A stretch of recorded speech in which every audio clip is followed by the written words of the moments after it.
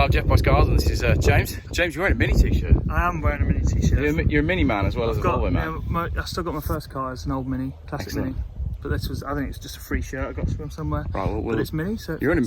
I'm doing quite well today. I'm in the Volvo t-shirt, so that's pretty good. We've parked our cars in the weeds because I thought it would be funny. What I'm going to do is I'm going to flip the camera around, and then I want you to just tell me about your car, basically, because I think it's really cool. Yeah. So, V70, 99 on a V. It's a 99 plate V70 T5 manual with an LPG conversion, a BRC LPG conversion. So it's a bit of a cheeky, a weird mix. So hang on, with petrol hitting £2 a litre, you're running LPG. Yep. And I'm running one of the only 850 diesels in the country. Yeah. So all the purists are like, oh, you can't be doing that. But yeah, to be fair, financially, kind of makes sense. Yeah, I couldn't. I bought this kind of when I was looking for my first kind of job in engineering. I wouldn't have been able to buy it or run it. It would have been long gone if it wasn't for the LPG conversion, to be fair. So it's kind of kept me going in it in that way, and it wouldn't, you know, being looked after and loved by myself without the LPG conversion. So get some hate and stuff, but that one's fine. Makes a lot of sense. So you're over here doing a bit of pick and mix and sort of buying by weight on what's left of the blue V70. I think that's where you first started chatting to me about parts for that. Yeah. Talk us through your car. It's got some nice wheels on it. They're called... They're Comets. Yep. Volvo Comet wheels, and they're the specific ones for the V70. Oh, are they? They're only 7J wide. Because everybody puts C70 Comets on. C70 Comets, which are 7.5J. Ah. So they rub on full lock on these. You can get thicker lock stops, but you lose a bit of steering lock. There you go. Whereas it took me a while, but I found some buried in a kind of in a field like this, actually. Yeah. 7J Comets on terrible tyres and got them refurbed. And they're doing well. Good stuff. Nice tyres made all the difference. Yeah, and you've got C70 crystal headlights. Yeah, C70 headlights. I think they make this kind of the V70 shape look a lot better. Yeah. Bring it kind of almost on par with the 850 shape. I do prefer the 850 shape, but when a car comes up in that suits you so well as this one with the LPG conversion or whatever, you can't really be too picky. Oh, absolutely. You know, I always fancied an 850 diesel, and mine came up and it was rough as, and I couldn't exactly say, oh, I'll wait for another one to come up, because I run the Volvo 850 register, which is Volvo850owners.com, I think, and so far I've only found about 3 diesels, so they're just not out there. The V70 Classic though, the P80, great following online, don't you think? They seem to have there's a lot of enthusiasm about these cars. There is, yeah, massive. There's loads of help on the forums and stuff. There's even a lot of people run these cars on LPG. There's like a subcult within the cult. Yeah, like the people doing astronomical miles on LPG, and they're really kind of secret circle. You've got to kind of buy your way in or kind of get your way in, but there's brilliant, plenty of love for these cars, which means that there's parts and and resource and stuff like that. Where did you get your 200,000 mile plaque? It's a remake of the official Volvo one. Yeah. And it came from somewhere like Vietnam or Cambodia or something. Oh, okay, cool. There's a dude that bought the tooling from Volvo, and they decided to change the design. They changed the design to a square one. It looks crap. Yeah. So a guy seems to have bought the tooling. Excellent. And you can get them from him, and they're about 30 quid. Yeah. And he does all the way up to 500,000 miles, I think. So that's great. 200,000. Yeah. And that's a non-standard grille as well. So it's that's what Volvo people call the egg crate grille. That is what they call the egg crate. It does look smart. It kind of finishes off the front of the car really nicely. It does, yeah. You've got your wind deflectors on the side of the window. You've got 4. Yes. Which in a game of top trumps means you're beating me, because I actually lost one on the M5. I know.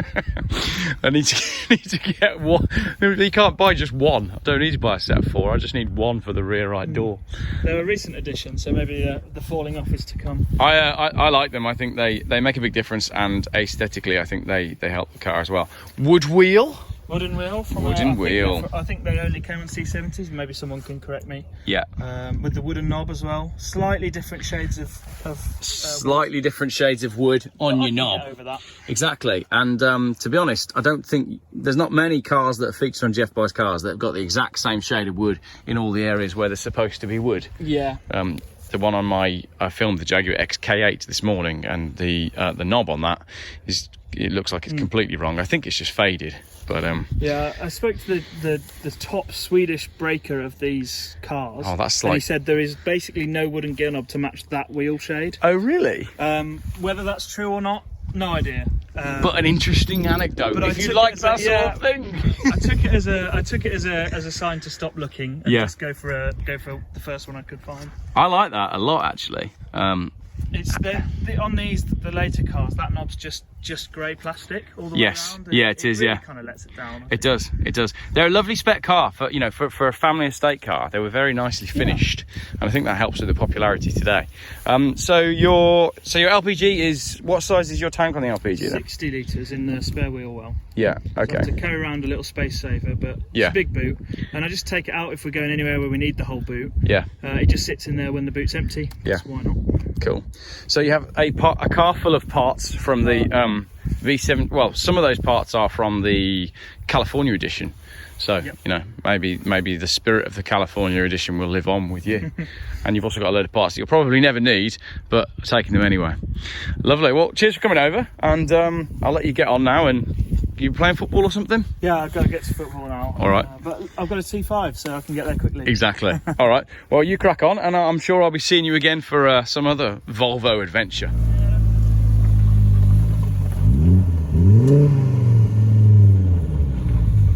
Nice looking car, that V70. Nice looking car.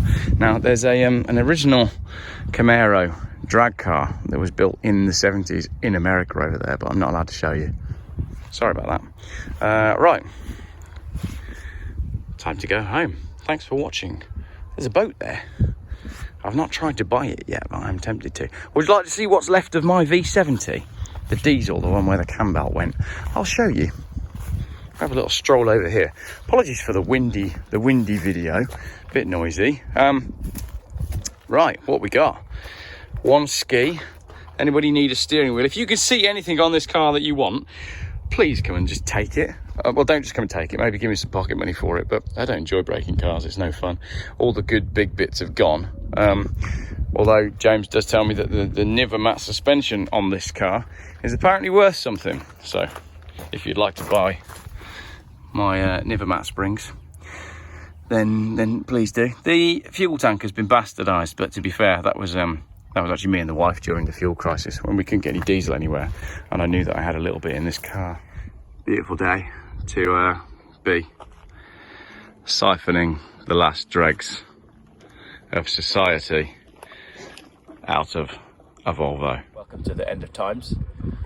We've reached the point in life where you have to get fuel from anywhere you can. This morning we had a healthy breakfast of one child. We're going to eat the other one tonight. This is the last remaining diesel in Worcestershire, and it's in a scrap car. So we've had just enough to get us off into the country, and then once both children have eaten, that's it. We'll probably have to fall on our swords at that point. What else we got? Yeah, some bits have sold, but this just needs to get weighed in now, really. I can show you the engine, look, because it's all in pieces. One hand on the bonnet.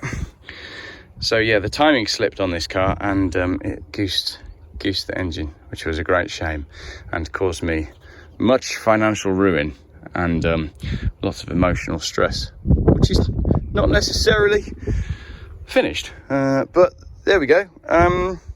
If you can see any bits that you want off of this 2.5 TDI. Oh, that is heavy. Some wonderful graffiti here by my children, because they seem to think it's fun to smash stuff up. And they're not wrong, to be fair. They are not wrong. So this was a lovely car. It did donate its interior to the 850 T5, the green one that I had. So, you know, every cloud. But there are still a few bits on this that are worth some money that you might want. The dash top's still good, still got the wood there. Some of the dials, gear stick. You know, if you've got a V70 and you need some bits, then get in touch in the comments, and I'll make you drive your car into the weeds and film you. That sounded a bit odd, didn't it? Right, I think that will do. Sad end to the video, but it's a nice evening, isn't it? Cracking. Thanks for watching, I guess.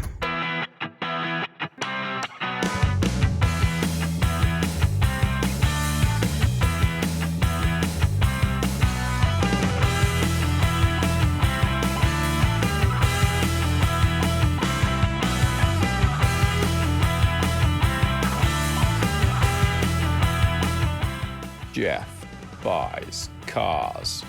Still YouTube's most boring car channel.